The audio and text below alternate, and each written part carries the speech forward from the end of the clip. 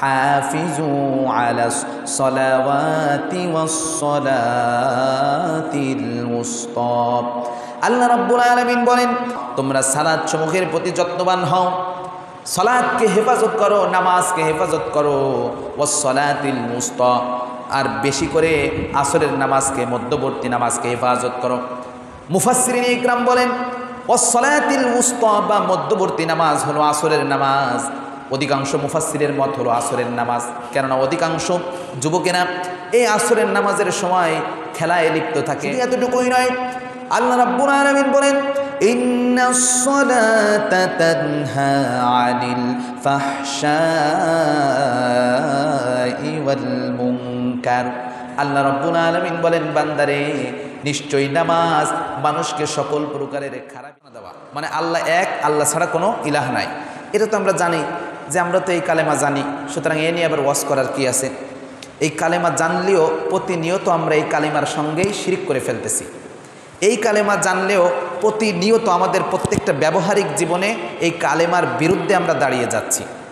আমাদের সমাজে প্রচলিত আছে, যদি কারো বাচ্চা না হয় কিংবা বৈবাহিক জীবনের অনেক দিন চলে যাচ্ছে, বিভিন্ন হুজুরের কাছে যাবে, কেউ ডিম পড়া দেবে, কেউ আলু পড়া দেবে, কেউ চাইল পড়া দেবে, কেউ বলবে মাজারে যেয়ে মানত করো। এরকম বিষয় আছে কিনা? আছে কিনা ভাই? আছে না? ডিম পড়া দেয়, চাইল পড়া দেয়, এরপরে মাজারে গিয়ে মানত করে, এরকম আছে না বিষয়? আচ্ছা, এরকম বিষয় যেহেতু আসছে, আমাদের তাওহীদটা কত প্রকারের ভেজালগ্রস্ত আপনাদেরকে উদাহরণ দিলে বুঝবেন। আমি আজ থেকে আরও 2 বছর আগে এলাকায় মূলত মাহফিলটা হইল, ওখানে আমি মূলত শিরকের বিষয়ে কথা বলার কারণে একজন দাঁড়িয়ে একটু বিরোধিতার স্বরেই বলল যে আমরা মূলত আল্লাহকে বিশ্বাস করি, কিন্তু আমরা মাজারে যাই, এটা আল্লাহর ওলির মাজার, এই জন্য যাই, আর আমরা তো মাজারে গিয়ে সিজদা দিয়েছি না জানার কারণে, এতে সমস্যা কি? বুঝতে পারছেন? তার মানে ওই লোক সেজদা দিছে অলরেডি, আবার বলতেছে আমরা সেজদা দিছি না জানার কারণে, এতে সমস্যা কি? বা সেজদা তো একটা পবিত্র কাজ, আর মাজারে তো কোনো অপবিত্র জায়গা না যে সেখানে সেজদা দেওয়া যাবে না।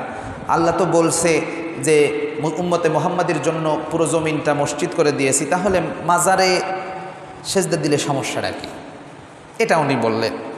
আমার ভাইয়েরা, এবার শুনুন, মূলত শিরকটা কোথার থেকে আসে, মূলত শিরকের সংজ্ঞাটা কি আমি আপনাদের কাছে জিজ্ঞাসা করতে চাই। যারা বিবাহিত, আপনারা যদি আগামীকালকে দেখেন যে আপনার স্ত্রী চোরহাসে অন্য কোনো পুরুষের হাত ধরে ঘুরে বেড়াচ্ছে, কেমন লাগবে? ভালো লাগবে? এর কোনো স্বামী সহ্য করে নাকি? আচ্ছা, সহ্য করে না কেন বলেন তো? করে না কেন? ওই স্বামী কি স্ত্রীকে সৃষ্টি করছে? স্বামী কি ওই গেদাকাল থেকে স্ত্রীকে লালন পালন করছে? করে নাই। তার মানে এই যে বিয়ে হয়েছে যে 20 বছর, বিয়ে হয়েছে যে 27-28 বছর, যাদের বিয়ার বয়স যতদিন, বিয়ে হয়েছে যে আপনার এই 2-3 বছর, এই 2-3 বছর সে তাকে শাড়ি কিনে দিয়েছে, সে তাকে তার আসবাবপত্রগুলো কিনে দিয়েছে এবং তাকে থাকার জায়গা দিছে, খাওয়ার জায়গা দিছে। এতটুকু করে আপনার মনে হইল বা আপনার এত অধিকার হয়ে গেল যে আপনার স্ত্রী অন্য কোনো পুরুষের সঙ্গে কথা বলতে পারবে না, সেটা আপনি সহ্য করতে পারবেন না। তাহলে যেই রব আপনাকে মায়ের পেটে খাওয়াইলো, যেই রব আপনাকে দুনিয়ার বুকে মায়ের পেট থেকে সুন্দর সুচারুরূপে বের করলো, যেই রব আপনি যখন মায়ের কোলে ছিলেন, মায়ের পেটের ভিতরে ছিলেন, একটা মাত্র খাবারের লাইন ছিল, ওই খাবারের লাইন যখন দুনিয়ার ডাক্তাররা কেটে দিল, আপনাকে সান্ত্বনা দিয়ে বলল, বান্দারে তোর একটা খাবারের লাইন আমি কেটে দিয়েছি, দুনিয়ার মানুষেরা কেটে দিয়েছে, কান্না করিস কেন? তোর মায়ের বুকের ভেতরে আমি 2টা খাবারের লাইন চালু করে দিয়েছি। সুবহানাল্লাহ পড়ে। এরপর থেকে আপনি অসুস্থ হয়েছেন, আপনার রব আপনাকে সুস্থ করে দিয়েছে। প্রতিটা স্টেপে স্টেপে আপনি অ্যাক্সিডেন্ট করতে গিয়েছেন, আল্লাহ আপনাকে বাঁচাই দিয়েছে। প্রতিটা স্টেপে স্টেপে যেই রব আপনাকে আপনার প্রতি খেয়াল রাখছেন, যেই রব আপনার প্রতি গুরু দায়িত্ব পালন করেছেন, সেই রবের সাথে আপনি অন্য কাউকে জুড়ে দেবেন, অন্য কাউকে তার ক্ষমতার সঙ্গে শরিক করবেন, এটা তিনি সহ্য করবেন কিভাবে? এজন্য আল্লাহ পাক রব্বুল আলামিন স্পষ্ট ঘোষণা দিয়েছেন, দুনিয়ার বুকে কেউ যদি জেনা করে, দুনিয়ার বুকে কেউ যদি অন্য অন্য কবিরা গুনাহ করে, তাহলে আমি যদি চাই তাকে মাফ করতে পারি, কিন্তু যদি সে কিয়ামতের ময়দানে শিরিক করা অবস্থায় আমার সামনে দাঁড়ায়, আমি তাকে মাফ করব না, আমি তাকে মাফ করব না। এটাই শিরোধার্য, এটাই বিধান আমার ভাইরা। এই জন্য তাওহীদ এত বড় একটা বিষয়। বর্তমান সময়ে আমরা মানত যদি করি, এভাবে মানত করি যে আমার যদি একটা সন্তান হয়, শাহজালালের মাজারে আমি একটা ছাগল দেব, এরকম মানত করি না আমরা? শাহজালালের মাজারে আমরা একটা কি দেব? ছাগল দেব। এবার আপনাকে বোঝাই, তর্কের খাতিরে মেনে নিলাম যে মাজারে ছাগল দেওয়া বৈধ আছে, তর্কের খাতিরে মেনে নিলাম। মাজারে আপনি ছাগল দিবেন, অর্থাৎ মূলত আপনি তো আল্লাহর রাস্তায় ছাগল দিবেন হিসেবেই নিয়ত করছেন নাকি? কিন্তু না বোঝার কারণে মাজারের কথা আপনি কি করছেন? উল্লেখ করছেন, ভাবছেন তো মানে মাজারে টাকা দিলে আল্লাহর কাছে চলে যায়, এরকমই ভাবে মানুষ, তাই না? এরকমই কিন্তু ভাবে।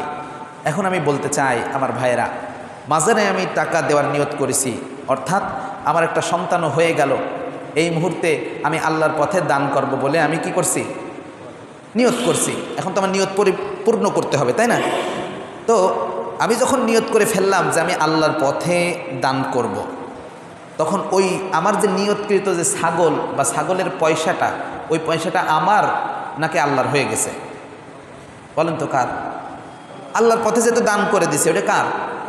আচ্ছা, যতক্ষণ পর্যন্ত আমার ছিল, আমি কারে খাওয়াবো না খাওয়াবো এর সম্পূর্ণ দায়ভার কার? আমার। কিন্তু যখন আমি আল্লাহর রাস্তায় দান করছি বা ওয়াকফ করছি বলে দিছি বা নিয়ত করে ফেলছি, তখন ওই সম্পদটা কার? আল্লাহর। সম্পদটা কার? আল্লাহর। এখন আসেন, যেহেতু সম্পদ আল্লাহর, সুতরাং আল্লাহর সম্পদ আমরা যেখানে সেখানে দিতে পারি কিনা? দিতে পারি। সম্পদ আল্লাহর, ওই সম্পদ কি আল্লাহর অনুমতি ছাড়া যে কোনো জায়গায় দিতে পারি? পারি না। এখন আসেন, যেহেতু সম্পদ আল্লাহর হয়ে গেল আর আল্লাহর অনুমতি ছাড়া অন্য কোথাও দিতে পারতেছি না, তখন কোথায় দিব? আল্লাহ রাব্বুল আলামিন বললেন সূরা তাওবার ভেতরে আমি বলে দিয়েছি, ইন্নামাস সাদাকাতু লিল ফুকারা ওয়াল মাসাকিন ওয়াল আমিলিনা আলাইহা ওয়াল মুআল্লাফাতি কুলুবুহুম ওয়া ফির রিকাব ওয়াল গারিমিন ওয়া ফি সাবিলিল্লাহ ওয়া বিনিস সাবিল। 8টা খাত আল্লাহ পাক রব্বুল আলামিন দিয়েছেন। যাকাতের যে 8টা খাত, এই 8টা খাতে ছাড়া অন্য কোথাও দান করা যাবে না। আল্লাহ বলছেন আমার সম্পদ যদি হয় আমি এই জায়গা দেওয়ার অনুমতি দিলাম, অন্য কোনো জায়গা দিবা না। আর এই 8টা খাতের ভিতরে মাজার নাই। আমি কি বুঝাতে পারছি? এই জন্য বিভিন্ন শিরক বর্তমান বাংলাদেশে প্রচলিত আছে। আল্লাহ পাক রব্বুল আলামিন বললেন, ইন্নানি আনাল্লাহু লা ইলাহা ইল্লা আনা ফাবুদনি। আল্লাহ রব্বুল আলামিন বলেন, বান্দারে ইন্নানি আনাল্লাহ, নিশ্চয় আমি হলাম আল্লাহ, লা ইলাহা ইল্লা আনা, আমি ছাড়া কোনো ইলাহ নাই, ফাবুদনি, সুতরাং আমার ইবাদত তোমার করা লাগবে। আর আল্লাহর ইবাদত যদি আমরা করি, তাহলে আল্লাহর ইবাদত করার মানে কি? আমরা কি কেউ বলতে পারি? আল্লাহর ইবাদত করার মানে কি? অর্থাৎ আল্লাহ যেটা করতে বলছে সেটা করা, আর আল্লাহ যেটা ছাড়তে বলছে সেটা কি করা? ছেড়ে দেওয়া। আচ্ছা, এটা হলো আল্লাহ রাব্বুল আলামিন তার ইবাদতের সংজ্ঞা দিলেন। অর্থাৎ যে ব্যক্তি লা ইলাহা ইল্লাল্লাহ এই কালেমার উপরে অবিচল থেকে মারা যাবে, সে কোথায় প্রবেশ করবে? জান্নাতে প্রবেশ করবে। সুতরাং বুঝতে পারলাম যে এই লা ইলাহা ইল্লাল্লাহর মর্তবা কি? অনেক বেশি। তবে এই লা ইলাহা ইল্লাল্লাহ হইতে হবে শিরিক ছাড়া। কি ছাড়া? শিরিক ছাড়া। আচ্ছা, শিরকের আরেকটা প্রকার হলো তাবিজ। শিরকের আরেকটা প্রকার কি? তাবিজ। ছেলে মেয়ে হয়ে পারে না, ছেলে মেয়ের থেকে তাবিজ বড় একটা ঝুলানো থাকে, আছে না? জালের কাঠি ঝুলানো থাকে, আছে না? আছে। আচ্ছা, আজকে যে কোনো একজনের সাথে কথা বলতেছিলাম, তিনি হঠাৎ করে বলে ফেললেন, যে কোনো একজন বলে ফেললেন যে আমার কাছে জালের কাঠি আছে, সুতরাং আমার কোনো ক্ষতি করা সম্ভব না। জেনে বলছে, আমি ভুল শুধরাই দিছি, সে তওবা করে নিছে, এটা না জেনে বলছে। তো দেখেন, আমার কাছে জালের কাঠি আছে, তাবিজ নেওয়া শিরক। এটা এজন্য যে আমার কাছে তাবিজের একটা কাঠি আছে, কিংবা গাছগাছরা আছে, কিংবা জালের কাঠি আছে, এটা আছে। এখন আমি সব জায়গায় যাইতে পারি, পৃথিবীর কোনো জন্তু জানোয়ারের কোনো কারোর মানে ক্ষমতা নাই যে আমার কোনো কিছু করবে। তার মানে তার ভরসা তাবিজের উপরে না আল্লাহর উপরে? তাবিজের উপরে না। আচ্ছা, এবার আসে আল্লাহর কোরআন দিয়ে তাবিজ লেখা। যারা বলে যে এর মধ্যে আল্লাহর কোরআন আছে, বলে না যে কোরআন দিয়ে তাবিজ লিখে দিছে অমুক হুজুর। স্বাভাবিকভাবে হক্কানি আলেমরা তাবিজ লেখেন না। অমুক হুজুর তাবিজ লিখে দিছে, এটা আমার কাছে আছে, আর এটা কোনো অবৈধ তাবিজ না, এটা হলো কোরআন দিয়ে তাবিজ লেখা। শুনেন ভালো করে, এটা শুনেন, যারা মাইকের আওয়াজ শুনতেছেন তারাও শোনেন। কোরআন দিয়ে তাবিজ লেখা, এটা আমার হাতে আছে, সুতরাং আমার কোনো অনিষ্ট হবে না। এখন বলি এটা কেন রাখা যাবে না? রাখা যাবে কি যাবে না আমি বলবো না, আপনারা বলবেন। এই কোরআন দিয়ে বুঝলাম তাবিজ লেখা, এই তাবিজ নিয়ে আপনি বাথরুমে যাচ্ছেন কিনা? যাচ্ছেন। কোরআন শরীফ নিয়ে কি কেউ টয়লেটে যায়? সম্ভব? ওই তাবিজ থাকা অবস্থায় স্বামী স্ত্রী সহবাস করে কিনা? কোরআন শরীফ বুকে নিয়ে কি স্বামী স্ত্রী সহবাস করা যায়? সবই তো করতেছেন, তা কোরআনের সম্মান কিভাবে রাখলেন? এখন বলেন কোরআনের আয়াত দিয়ে, কোরআনের আয়াত আপনার এই যে কাগজে মোড়ায় মোম ভরে দিয়ে হাতে রাখা যায় যাচ্ছে কিনা? যাবে কিনা? যাবে। কারণ এই দিয়ে তো আপনি টয়লেটে যাচ্ছেন, বিভিন্ন জায়গায় যাচ্ছেন, আপনার কাছে রয়েছে, নানানভাবে নাপাক অবস্থায় থাকতেছেন, স্বামী স্ত্রী মিলন করতেছে, সব কিছু এই কোরআনের আয়াত হাতের ভিতরে কবজা করে নিয়ে, যেটা নাপাক অবস্থায় রাখা হচ্ছে, অথচ বলা আছে লা ইয়ামাসসুহু ইল্লাল মুতাহহারুন, এই কোরআনকে যেন কোনো পবিত্র ব্যক্তি ছাড়া বা পবিত্র অবস্থা ছাড়া কেউ না স্পর্শ করে, অথচ আপনি এটা নিয়ে সব কিছু করতেছেন, বাথরুমে চলে যাচ্ছেন। কমন সেন্সের বিষয় আমার ভাইয়েরা। সবথেকে বড় বিষয় হলো আমাদের আল্লাহর উপর তাওয়াক্কুল নাই। যখন তাবিজ থাকে মনে করি এটাই আমাকে বাঁচাবে, এটা যখন আসে আমার কোনো ক্ষতি করতে পারবে না, আর এই ব্যক্তির জন্য আল্লাহ দায়ী থাকবে না। বরং মুসলমানের বিশ্বাস হলো আমি বাড়ি থেকে বের হলাম, বিসমিল্লাহি তাওয়াক্কালতু আলাল্লাহ, আল্লাহর নামে শুরু করলাম এবং আল্লাহর উপরে ভরসা করলাম, আল্লাহই আমার জন্য যথেষ্ট। এটা হলো একজন মুসলমানের ঈমান এবং আকীদা। এটা যদি না থাকে তাহলে সে আল্লাহর হক বুঝবে না। এক নম্বর আল্লাহর হক হলো সবসময় আল্লাহর উপরে বিশ্বাস করা। যদি আল্লাহর উপরে বিশ্বাস না থাকে, এই যে বললো জালের কাঠি আছে, বুঝেন নাই, তাহলে কার উপর বিশ্বাস হলো? জালের কাঠির উপরে। একটা জালের কাঠি আপনাকে রক্ষা করবে, তাহলে তো সেই হিন্দুদের মূর্তির মতো হয়ে গেল যে আমার সাথে মা কালী আছে, মা কালী আমাকে কি করবে? রক্ষা করবে। তো এই জালের কাঠি আর মা কালীর মধ্যে পার্থক্য কী? আমি তো বুঝি না। জালের কাঠিও কথা বলতে পারে না, মা কালীও কি কথা বলতে পারে না। আমার ভাইয়েরা, এক নম্বর হলো আল্লাহর একত্ববাদ এবং আল্লাহর ক্ষমতাকে স্বীকার করা, আল্লাহর সাথে কাউকে শরিক না করা। তাহলে এবার বুঝতেন তো শরিকের অবস্থা কেমন হয়ে গেছে আমাদের। আমরা ওই লোক কিন্তু বুঝতে পারে নাই যে আমি শরিক করছি আল্লাহর সাথে, পরে বলার সাথে সাথে তওবা করছে। আমার ভাইয়েরা, 2 নম্বর কাজ হলো ফরজ ইবাদতসমূহ পালন করা। এখন চলতেছে কিন্তু আল্লাহর হক। কার হক? আল্লাহর হক। ফরজ সালাত না, ফরজ যত ইবাদত আছে সবগুলো পালন করে, এটা কার হক? আল্লাহর হক। মানে আমি যদি ফরজ ইবাদতগুলো পালন করি সুন্দরভাবে, তাহলে আমি আল্লাহর হক আদায় করছি। আর আল্লাহ বলেন আমার হক যদি আদায় করো, তাহলে আমার উপর তোমার হক হলো আমি তোমাকে মাফ করে দেব।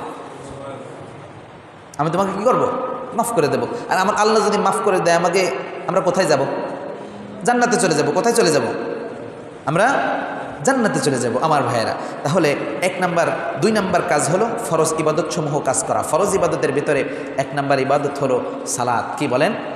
এজন্য আল্লাহ পাক রব্বুল আলামিন কোরআনুল কারীমের সূরাতুল বাকারা 238 নম্বর আয়াতে আল্লাহ পাক রব্বুল আলামিন বলেন, হাফিজু আলাস সালাওয়াতি ওয়াস সালাতিল মুস্তা। আল্লাহ রাব্বুল আলামিন বলেন হাফিজু আলাস সালাওয়াতি ওয়াস সালাওয়াত, হাফিজু আলাস সালাওয়াতি ওয়াস সালাতিল মুস্তা, তোমরা সালাত সমূহের প্রতি যত্নবান হও, সালাতকে হেফাজত করো, নামাজকে হেফাজত করো, ওয়াস সালাতিল মুস্তা, আর বেশি করে আসরের নামাজকে, মধ্যবর্তী নামাজকে হেফাজত করো। মুফাসসিরিন ইকরাম বলেন ওয়াস সালাতিল মুস্তা বা মধ্যবর্তী নামাজ হলো আসরের নামাজ। অধিকাংশ মুফাসসিরের মত হলো আসরের নামাজ, কেননা অধিকাংশ যুবকেরা এই আসরের নামাজের সময় খেলায় লিপ্ত থাকে, ক্যারাম খেলায় লিপ্ত থাকে, এরপরে ব্যাডমিন্টন খেলায় লিপ্ত থাকে, এরপরে ক্রিকেট খেলায় লিপ্ত থাকে, ফুটবল খেলায় লিপ্ত থাকে, এমন লিপ্ত থাকে যে মনে হয় যে এই ম্যাচটা শেষ হলেই নামাজ পড়বো, এই ম্যাচ শেষ হলেই নামাজ পড়বো। এরকম হয় কি না? এরকম হয়। এই ম্যাচ শেষ হলেই গিয়ে নামাজ পড়বো, এরকম হয় না? কিন্তু ম্যাচ আর শেষ হয় না, নামাজও হয় না, হয় কি না? এজন্য আল্লাহ পাক বললেন যে হাফিজু আলাস সালাওয়াত ওয়াস সালাতিল উসতা, তোমরা নামাজকে হেফাজত করো, বিশেষ করে 5 ওয়াক্ত নামাজকে হেফাজত করবো। আসরের নামাজের প্রতি বেশি গুরুত্ব দেওয়া হয়েছে যেন খেলার ছলে এই নামাজ ছুটে না যায়। শুধু এতটুকুই নয়, আল্লাহ রাব্বুল আলামিন বলেন ইন্নাস সালাতা তানহা আনিল ফাহশাই ওয়াল মুনকার। আল্লাহ রাব্বুল আলামিন বলেন, বান্দারে নিশ্চয়ই নামাজ মানুষকে সকল প্রকারের খারাপি থেকে হেফাজত করে। কিন্তু আজকে আমরা নামাজ আদায় করি, আজকে আমরা নামাজ আদায় করছি, কিন্তু আমাদের এই নামাজ আমাদেরকে বাঁচাইতে পারে না কোনো অন্যায় কাজ থেকে। নামাজ পড়ে আবার চায়ের দোকানে গিয়ে বিড়ি খায় এমন মুসল্লি আছে কিনা? নামাজ পড়ে আবার সে নেশাগ্রস্ত হয়ে পড়ে, নামাজ পড়ে আবার অশালীন বক্তব্য সে প্রদান করে, নামাজ পড়ে আবার অশালীন কাজকর্ম করে। এমন মানুষ আছে আমার ভাইয়েরা, নামাজ পড়ে আবার সুদের সাথে লেনদেন করে, নামাজ পড়ে আবার জায়গা জমি ঠিকমতো ভাগ করে দেয় না, এমন মানুষ আছে না নাই? আছে। নামাজ পড়ে আবার বান্দার হক নষ্ট করে, এমন মানুষ আছে না? তার মানে কি এই নামাজ আমাকে এখনো ফিরাতে পারে নাই। আমি বলবো আপনি নামাজে আরও মনোযোগ দেন, যেহেতু আল্লাহ যা বলছে এটা সম্পূর্ণ সত্য, আল্লাহর কথা কি সম্পূর্ণ সত্য। এই নামাজ আপনি যদি সুন্দরভাবে পড়েন তাহলে আল্লাহ পাক রব্বুল আলামিন ইনশাআল্লাহ এই নামাজই আপনাকে একদিন এই সুদ ঘুষ শয়তানি থেকে ফিরিয়ে নিয়ে আসবে ইনশাআল্লাহ। আমার ভাইয়েরা, আল্লাহ রাসূল সাল্লাল্লাহু আলাইহি ওয়াসাল্লাম নামাজের একটা সুন্দর দৃষ্টান্ত দিয়েছেন। বিশ্বনবীর সাহাবীরা বিশ্বনবীর সামনে বসা, রাসূল সাল্লাল্লাহু আলাইহি সাল্লাম ওয়াজ করতেছেন। এক পর্যায়ে রাসূল সাল্লাল্লাহু আলাইহি সাল্লাম বললেন, ও আমার সাহাবীরা, নামাজের একটা দৃষ্টান্ত দিব, যদি তোমরা শুনতে চাও। বিশ্বনবীর সাহাবীরা বললেন, ওগো রাসূল, আমরা শোনার জন্য প্রস্তুত হয়ে আছি, আপনি বলেন। নবীজি বললেন, ওগো আমার সাহাবীরা, কারোর বাড়ির সামনে যদি একটা স্বচ্ছ মিষ্টি পানির নহর থাকে, নদী থাকে, যদি কোনো কারোর বাড়ির সামনে যদি স্বচ্ছ পানির একটা নদী থাকে কিংবা সমুদ্র থাকে, আর ওই সমুদ্র থেকে 5 বার যদি সে গোসল করে, তাহলে ওই ব্যক্তির গায়ে কোনো ময়লা থাকতে পারে কিনা? আমি আপনাদের কাছে জিজ্ঞাসা করি, পারে? কেউ যদি 5 বার দিনে একদম ফ্রেশ পানি দিয়ে গোসল করে, ওর গায়ে আর ময়লা থাকতে পারে? পারে না। নবীজি বললেন, ও আমার সাহাবীরা, 5 বার গোসল করার কারণে যেমন কোনো মানুষের গায়ে ময়লা থাকে না, শরীরে ময়লা থাকে না, আল্লাহ রাব্বুল আলামিন দিনে রাতে 5 ওয়াক্ত নামাজকে ফরজ করে দিয়েছেন। আর এই 5 ওয়াক্ত নামাজ যারা পড়ে, আল্লাহ রাব্বুল আলামিন সেই গোসলকারী ব্যক্তির মতো গোসলকারী ব্যক্তির শরীর থেকে যেমন ময়লাকে ঝেড়ে ফেলে দেন, ঠিক 5 ওয়াক্ত নামাজ যারা পড়ে তাদের শরীর থেকে আল্লাহ রাব্বুল আলামিন সমস্ত প্রকারের গুনাহ আল্লাহ ঝেড়ে ফেলে দেন। সুবহানাল্লাহ। আমার ভাইরা, তাহলে আমরা হেলায় খেলায় নামাজকে কি আমরা বাদ দিব নাকি 5 ওয়াক্তই পড়ার চেষ্টা করবো? বলেন, 5 ওয়াক্ত পড়তেই হবে, চেষ্টা করবো না, পড়তেই হবে ইনশাআল্লাহ। একটু জিকির করি, লা ইলাহা ইল্লাল্লাহ। আমার ভাইরা, আল্লাহ পাক রব্বুল আলামিন বলেছেন। এরপরে 3 নাম্বার যে আল্লাহর হক, সেটা হলো রোজা। সেটা কি? রোজা। আমরা এই গত 1 মাস রোজা রেখেছি। আল্লাহ পাক রব্বুল আলামিনের বড় একটা বিধান হলো এই রোজা। আর রোজার ব্যাপারে আল্লাহ পাক রব্বুল আলামিন বলেছেন, আস-সাওমু লি ওয়া আনা আজজি বিহি। এই রোজা হলো আমার জন্য, আর এর প্রতিদান কে দেবে? আল্লাহ পাক নিজে সেই দিন প্রধান অতিথি হিসেবে উপস্থিত থেকে আল্লাহ পাক এই রোজার প্রতিদান দিবেন। সুবহানাল্লাহ পড়ে আল্লাহ রাব্বুল আলামিন এরপরে বললেন যে 4 নম্বর বিষয় হলো হজ ও যাকাত। কি বলেন? হজ ও যাকাত। আল্লাহ বললেন, ওয়া আকিমুস সালাতা ওয়া আতাউজ যাকাত ওয়ারকাউ মা'র রাকিঈন।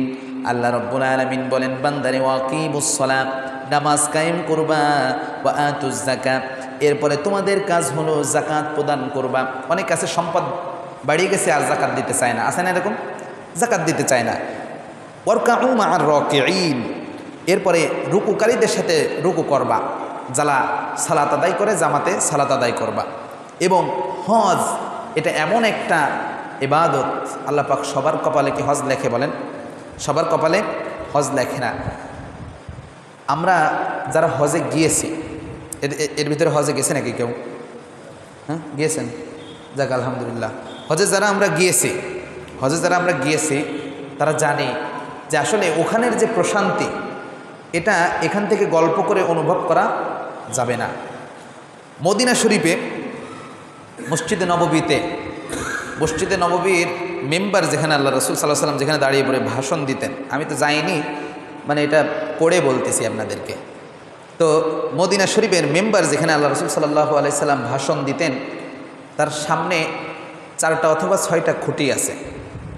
কয়টা খুঁটি আছে? 4টা অথবা 6টা খুঁটি আছে। ওই খুঁটির জায়গাকে বলা হয় রওদাতুম মির রিয়াদিল জান্নাহ, অর্থাৎ জান্নাতের একটা বাগান। আছে কিনা? আছে না? রিয়াজুল জান্নাহ নামে পরিচিত। রওদাতুম মির রিয়াদিল জান্নাহ, জান্নাতের বাগান। কেন বলা হয়? আল্লাহ রসুল সাল্লাল্লাহু আলাইহি ওয়াসাল্লাম একবার জুমার খুতবা প্রদান করতেছিলেন, কিংবা অন্য সময় যে কোনো সময়ের খুতবা তিনি প্রদান করতেছিলেন। আর তখন রাসূল সাল্লাল্লাহু আলাইহি সাল্লাম এইভাবে কিছু ধরার চেষ্টা করতেছিলেন, এইভাবে কিছু ধরার চেষ্টা করতেছিলেন। সাহাবা আজমাইনগণ দেখে একটু অবাক হয়ে গেলেন, রাসূল সাল্লাল্লাহু আলাইহি সাল্লাম এরকম কেন করতেছেন, এরকম করতেছিলেন, এরকম কেন করতেছিলেন? বিশ্বনবীর সাহাবারা অবাক, ইয়া রাসূলুল্লাহ আপনি এরকম কেন করতেছেন?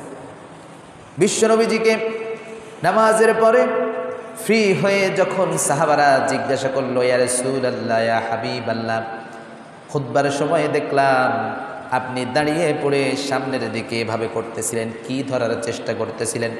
মনে হচ্ছিল কি যেন আপনি ধরতে চান, কিন্তু আমরা তো সামনে কোনো কিছুই দেখি নাই, শূন্যের উপরে আপনাকে হাত ভাসাতে দেখলাম, ঘটনা কি? আল্লাহ রাসূল বললেন, আমি যা দেখি তোমরা সেটা দেখো না।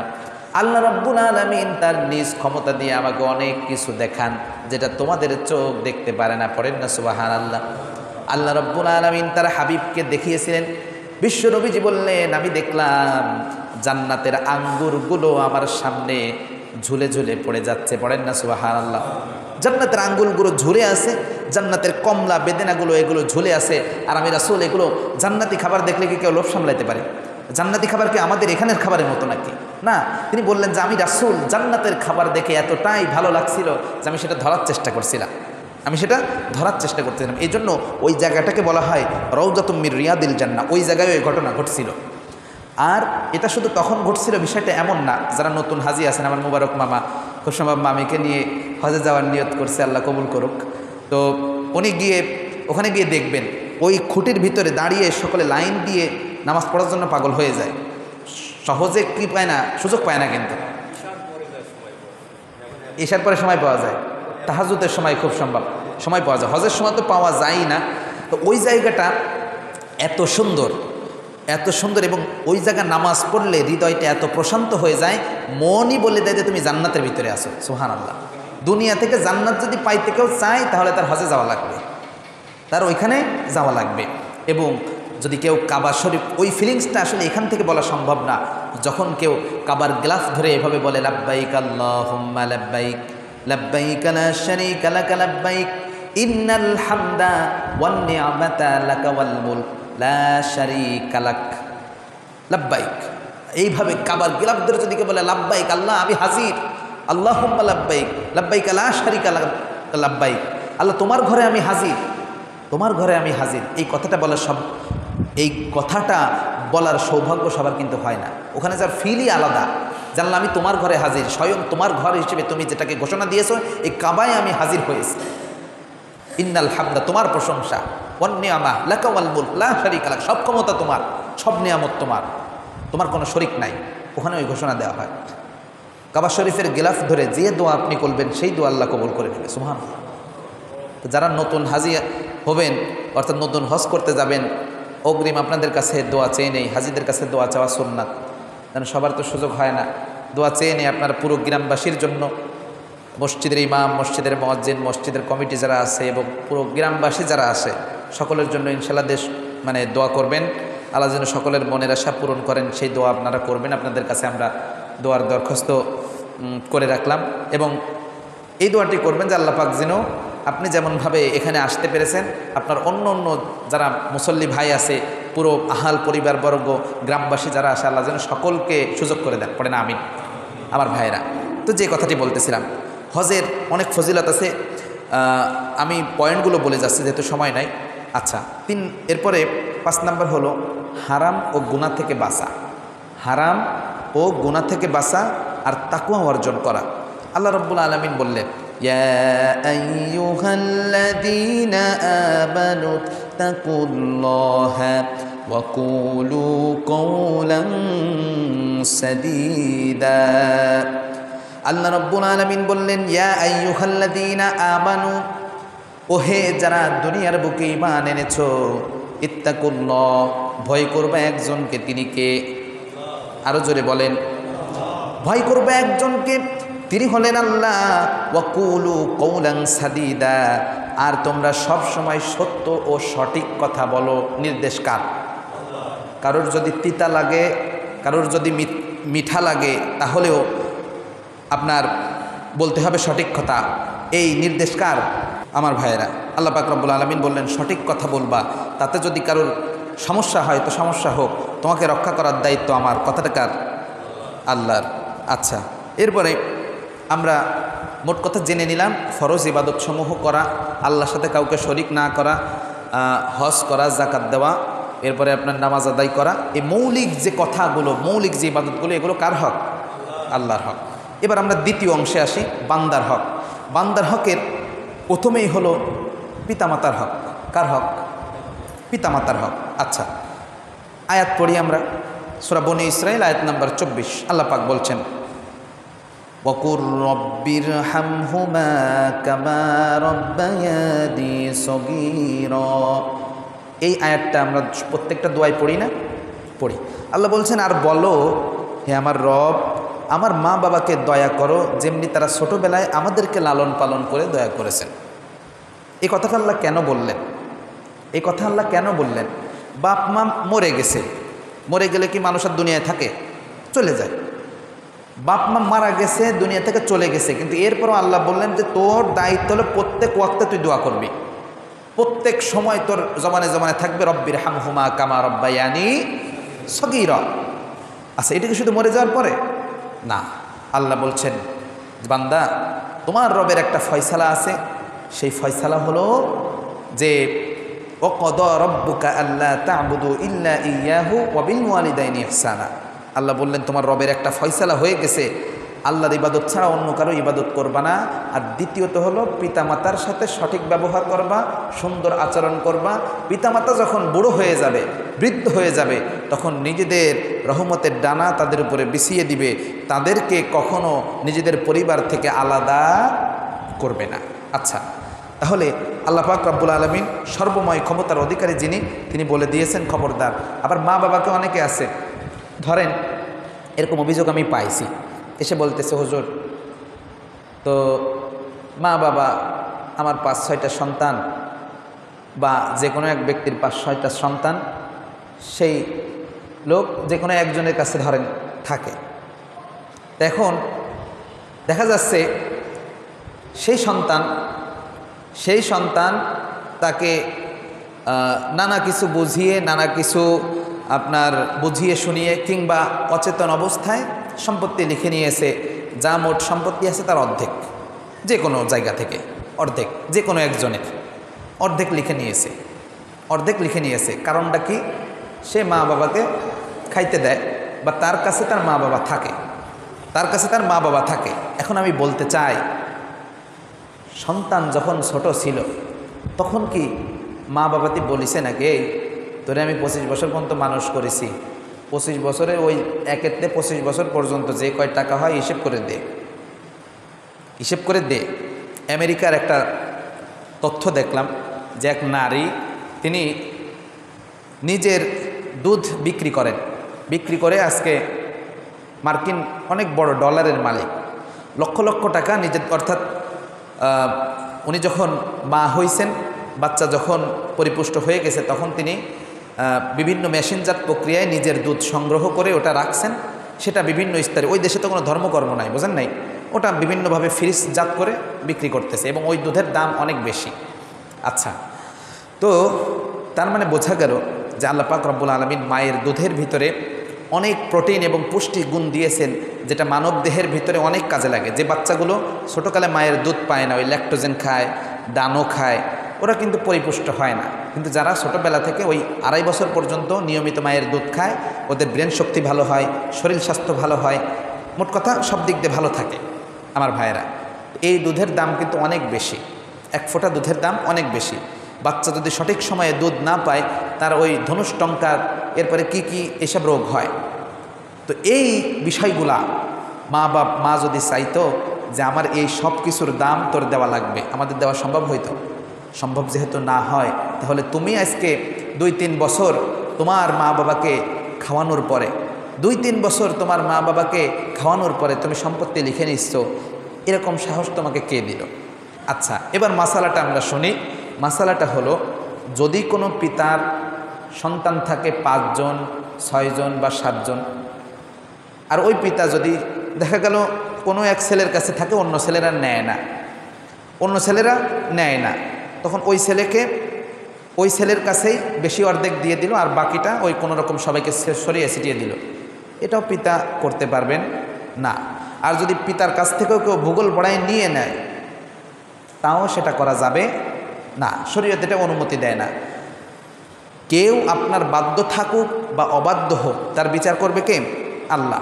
আপনার সম্পত্তি আপনি আপনার যে কয়জন ছেলে মেয়ে আছে তার কাছে আপনি সুন্দর ও সুচারুরূপে যে যতটুকু পাবে, একজন মুসলিম আইনবিদ এনে, মুসলিম অ্যাডভোকেট এনে আপনি পাই টু পাই কী করে দিবেন? বন্টন করে দিবেন। অধিকাংশ জানাজায় গেলে দেখা যায় একটা কথা, আমার বাপ যদি কারো কাছ থেকে লেনদেন করে থাকে আমার কাছে বলবেন, আমি শোধ করে দেব। বলে না, তোমার বাপের জমি তো বন্টন করা ঠিক হয়নি, তো ওটা ঠিক করবে কিরা? বলেন, খালি কি টাকা পয়সার লেনদেন ঠিক করবে? তার যে একটা দায়িত্ব ছিল দুনিয়ায় বেঁচে থাকতে, আমার সন্তানদের কাছে জমি ঠিকঠাক মতো দিয়ে দেব, বোনেদের থাকলে বোনেদের দিব, ভাইদের থাকলে ভাইদের দিব, সন্তানরা যে যতটুকু পাবে তারা ততটুকু দেব। তুমি একজনকে দিয়ে দিয়েছো আর বাকি জন ফাঁকা, এগুলো কি মাফ হবে? হবে না। এই বান্দার হক, আল্লাহ বললেন বান্দার হক যদি নষ্ট করে, কেউ যদি বান্দাকে কষ্ট দিয়ে থাকে, বান্দার হক যদি নষ্ট করে, সে না ক্ষমা করলে ক্ষমা করব না, সে না ক্ষমা করলে কি করব না? ক্ষমা করব না। আমার ভাইয়েরা, এজন্য এই হক নিয়ে কথা বললাম, এই জন্য আজকে আমরা নামাজ পড়ি, আজকে আমরা রোজা রাখি, আজকে আমরা সব ইবাদত করতেছি, কিন্তু হক মেরে দিচ্ছি, হক মেরে দিচ্ছি। এটা বাপে ইচ্ছে করলেও পারবে না কাউকে দিতে, আর বাপের কাছ থেকে যদি কেউ ভূগোল পড়ায় নেয় কিংবা অচেতন করে টিপসই নিয়ে নেয়, তাহলে তো সব দায়িত্ব তার, বাপ জানেও না, এই অবস্থায় মারা গেল, দায়িত্ব বাপের না, সেই দায়িত্ব সন্তানের। এজন্য এই জমিন কিন্তু 7 জমিন চাপাই দেওয়া হবে। এতটুকু কেউ যদি জমিন বেশি নিয়ে নেয়, ওইটুক 7 আসমান পরিমাণ চওড়া করে তার ঘাড়ের উপর চাপাই দেওয়া হবে। সহ্য করতে পারবো আমরা? পারবো না। সুতরাং এই জমি জামা গ্যাঞ্জাম নিয়ে কোনো দরকার নাই, যার জমি যতটুক তাকে ততটুক দিয়ে দেন। ভাই 2 দিনের দুনিয়া, আজকে আমি এখানে দাঁড়াই কথা বলতেছি, কালকে পারবো কিনা জানি না, শুধু শুধু নিজের জান্নাত নষ্ট করে লাভ আছে? লাভ নাই। আমার ভাইয়েরা, 1 নম্বর হলো পিতামাতার হক। আর হাদিসের, এটা বললাম কোরআনের আয়াত, হাদিসের একটা দিয়ে দিই, তিরমিজি শরীফের হাদিস, রিদাল্লাহু ফি রিদাল ওয়ালিদ ওয়া সাখাতাল্লাহু ফি সাখাতিল ওয়ালিদ। আল্লাহ রব্বুল আলামিন সন্তুষ্ট হন যদি তার উপর পিতামাতা সন্তুষ্ট থাকে বৈধ কারণে, আর বৈধ কারণে যদি পিতামাতা অসন্তুষ্ট হয়ে যায়, আল্লাহও তার উপর অসন্তুষ্ট হয়ে যায়। সুবহানাল্লাহ। এটা বৈধ কারণে হওয়া লাগবে। দেখা যাচ্ছে পিতার কাছ থেকে তোমরা তুই ওই কি বলে আর একটু বেশি টাকা ইনকাম করতে পারিস না, ওই ঘুষ খাতি কাছে একটু খা, সমস্যা কি? আমাকে একটু ভালোভাবে চলবে, একটু টাইলস চালা বাড়ি দেবো, চল একটু খা, সমস্যা কি? পিতার এই কথা শোনা যাবে? একটা মূলনীতি শিখাই দিয়ে আজকে, এই মূলনীতি মনে রাখবেন, লা তাআতা লিমাখলুক ফি মাসিয়াতিল খালিক। সৃষ্টিকর্তার অবাধ্যতায় সৃষ্টির আনুগত্য করা যাবে না। মা বাবাকে সৃষ্টি নাকি সৃষ্টিকর্তা? আল্লাহ সৃষ্টি না? সুতরাং আমরাও যেমন সৃষ্টি, মা বাবার সৃষ্টি। অন্য সময় মা বাবার আনুগত্য করা ফরজ, কিন্তু মা বাপের লাইন যদি ক্রস করে আল্লাহর লাইনের বাইরে চলে যায়, তাহলে ওইটা মানা ফরজ না। এজন্য আমার ভাইয়েরা, মা বাবা যত বৈধ বিষয়গুলো বলবে আমরা মেনে নিব ইনশাল্লাহ। আর মা বাবা যদি বৈধ বিষয়ে আমাদের উপর রাগ হয়ে যায়, জান্নাত হারাইতে হবে। এই জন্য যারা এই যে ফাঁকি ফুঁকি দিয়ে জমি জামা লিখে নেন, সতর্ক হয়ে যান, নিজের জান্নাত শুধু শুধু হারায়েন না। 2 নম্বর হলো আত্মীয় স্বজন ও মেহমানের হক। আল্লাহ রাব্বুল আলামিন বললেন, ওয়াত্তাকুল্লাহাল্লাযী তাসাআলুনা বিহি ওয়াল আরহাম। ভয় করো তোমরা তাকে যার নামে তোমরা একে অপরের কাছে অনুরোধ করো, আত্মীয়তার সম্পর্কে তোমরা বজায় রাখো। অনেকেই জমি জমার জন্য আত্মীয়দের সাথে কথা বলে না, এরকম লোক আছে না? আত্মীয়তার সম্পর্ক বজায় রাখা। আমার ভাই, স্বামী স্ত্রীর যে হক, আমার এক বোন আমার কাছে খুব সম্ভবেই একজনের মাধ্যমে প্রশ্ন পাঠাইছে যে স্বামী স্ত্রীর হক সম্পর্কে আলোচনা করা। আজকে তো অবশ্য তেমন সময় নাই, ইনশাল্লাহ আগামী জুমায়, এই জুমার পরের জুমায় ইনশাল্লাহ আমি এই সম্পর্কে বিস্তারিত আলোচনা করব। তো যে বিষয়টা আমি বলতেছিলাম, স্বামী স্ত্রীর যে হক, স্ত্রী যদি চায়, আল্লাহ রাসূল বলেছেন, কোনো স্ত্রী যদি চায় যে তার স্বামী দীর্ঘদিন বেঁচে থাকে। প্রত্যেক স্ত্রী চায় না, কেউ কোনো স্ত্রী কি বিধবা হইতে চায় না। আল্লাহ রসুল বললেন যে কোনো স্ত্রী যদি চায় যে তার স্বামী দীর্ঘদিন বেঁচে থাকুক, তাহলে সে যেন স্বামীর পরিবারের লোকদের সাথে বেশি বেশি সম্পর্ক বজায় রাখে। মানে ওই অনেকে আছে না, একটু লিক লাগাই দিয়ে স্বামীর পরিবারতে আলাদা হয়ে আসে স্বামীরে নিয়ে, এরকম কাজ যেন না করে। শ্বশুর শাশুড়ি, স্বামীর ননদ মানে স্বামীর বোন আছে, তার সঙ্গে স্বামীর রেহেমের সম্পর্ক যাদের, তাদের সাথে সম্মান বজায় রাখে এবং আত্মীয়তার সম্পর্ক যেন বজায় রাখতে সহযোগিতা করে, তাহলে ওই স্ত্রীর স্বামী বেশি দিন বাঁচবে। সুবহানাল্লাহ পড়ে। অর্থাৎ তার হায়াতকে সুহায়াতে আল্লাহ তাআলা পরিণত করে দিবেন। কিভাবে আল্লাহ বেশি দিন বাঁচাবেন সেটা কে জানে? আল্লাহই জানে। কিন্তু এই আত্মীয়তার সম্পর্ক এত বড় একটা বিষয়, আত্মীয়তার সম্পর্ক যদি কেউ ছিন্ন করে তাহলে তার হায়াত কমে যায়। কি হয়? হায়াত কমে যায়। এটা কিন্তু বড় একটা কথা। কেউ যদি চায় তার হায়াত বাড়ুক, সেজন্য আত্মীয়দের সাথে ভালো আচরণ করে, আত্মীয়দের হক বুঝিয়ে দেয় এবং আত্মীয় যারা আছে তাদের সঙ্গে কোনো প্রকার গ্যাঞ্জাম ফাসাদ যেন না করে। আমার ভাইয়েরা, 2 নম্বর বিষয় যেটা, সেটা 3 নম্বর বিষয় প্রতিবেশীর হক। কার হক? প্রতিবেশীর হক। প্রতিবেশী, আল্লাহ রসুল সাল্লাল্লাহু আলাইহি সাল্লাম বলেন যে প্রতিবেশীর হকটা এত বড় একটা হক যে, বাইরের মাইক বন্ধ করে দেয়। আচ্ছা, প্রতিবেশীর হকটা এত বড় একটা হক, যেই হক আল্লাহ রসুল বললেন যে আমার উপরে এত বেশি বেশি আয়াত নাজিল করা হচ্ছিল প্রতিবেশীর হক সম্পর্কে, এত বেশি তাগিদ দেওয়া হচ্ছিল, আমার মনে হচ্ছিল যে প্রতিবেশীকে সম্পদের অংশ দিয়ে দেওয়া হবে। আপনারা কি কথা বুঝতে পারছেন বিষয়টা? মানে আমাকে এত বেশি গুরুত্ব আরোপ করা হচ্ছিল প্রতিবেশীর হক সম্পর্কে, আমার মনে হচ্ছিল যে বাপ মা মারা গেলে যেমন ছেলে অংশ পায়, মেয়ে অংশ পায়, ভাইয়েরা অংশ পায়, ঠিক তেমনইভাবে প্রতিবেশীও মনে হয় অংশ পাবে। মানে প্রতিবেশী এত আপন। আচ্ছা, সে প্রতিবেশীর সাথে ওই আপনার কি বলে চগলখলি করে একজন আরেকজনের সাথে কথা কয় না, 2 জন 3 দিক ফিরে থাকে, এরকম অবস্থা। মসজিদে আসলে একজন আরেকজনের দিকে তাকায় না, চুপচাপ নামাজ পড়ে চলে যায়, এরকম একটা অবস্থা আছে না? নাই? আছে। আমার ভাইয়েরা, একটা বিষয় আমাদের খেয়াল রাখা উচিত। সেই বিষয়টা হলো যে আল্লাহ রসুল সাল্লাল্লাহু আলাইহি ওয়াসাল্লাম বলেছেন, কোনো ব্যক্তির জন্য বৈধ না যে সে তার কোনো ভাইয়ের সাথে 3 দিনের বেশি কথা না বলে থাকবে। একটা বিষয়ে মতানৈক্য হইতেই পারে, একটা বিষয়ে আমাদের কথা কাটাকাটি হইতেই পারে, মতের অমিল থাকতেই পারে, কিন্তু তার মানে এই না 2 জন 3 দিকে ফিরে থাকবো। তার মানে এই না তারে দেখলে আমি পাশ কাটাই এড়াই যাব। আরও সুন্দর একটা কথা আল্লাহ রসুল বলেছেন যে এই 2 জনের ভেতরে বা এই 2 গ্রুপের ভেতরে ওই গ্রুপ সব থেকে উত্তম যেই গ্রুপ সর্বপ্রথম সালাম দিয়ে আগে আগে কথা বলতে চায়। সুবহানাল্লাহ। যাদের সাথে ওই একটু মন কষাকষি আছে, আজকে যে সালাম দেবেন, সালাম দিয়ে আপনি আগে হাত বাড়াই দিবেন, তাহলে হবে কি জানেন?